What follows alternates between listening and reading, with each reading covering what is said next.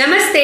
భగవద్గీతలో 13వ అధ్యాయం క్షేత్రజ్ఞ విభాగ యోగంలో 27వ శ్లోకము. సమం సర్వేషు భూతేషు తిష్టంతం పరమేశ్వరం వినశ్యంతం యః పశ్యతి స పశ్యతి.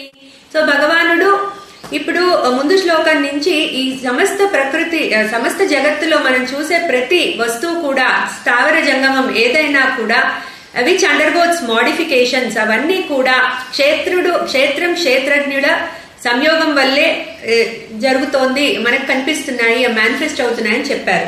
సో ఇప్పుడు ఏమంటున్నారు, సమం సర్వేషు భూతేషు అంటే సమస్త క్షేత్రాలలో కూడా, క్షేత్రాలు అంటే చాలా బాడీస్ ఉన్నాయి కదా, చాలా జీవులు ఉన్నారు.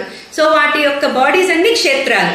సో సమస్త క్షేత్రాల్లో కూడా సమం సర్వేషు భూతేషు సమంగా వ్యాపించి ఉన్న పరమాత్మే క్షేత్రజ్ఞుడు రూపంలో ఉన్నాడు.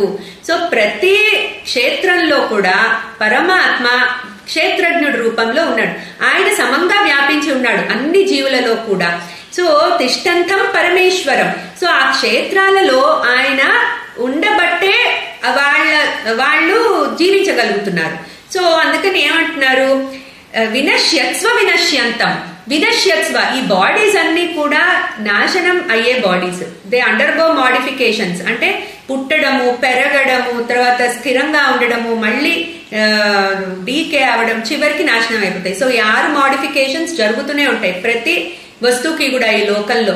సో ఈ వినశ్యత్వ అంటే ఈ నేచర్ ఉన్న ఈ బాడీస్ లో అవినశ్యత్వ అంటున్నారు. అంటే వినాశనం లేని క్షేత్రజ్ఞుడు ఉన్నాడు.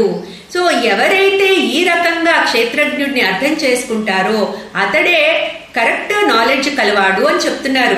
సో యః పశ్యతి స పశ్యతి. సో కరెక్ట్ గా చూస్తున్నాడు ఆయన ఈ ప్రపంచాన్న.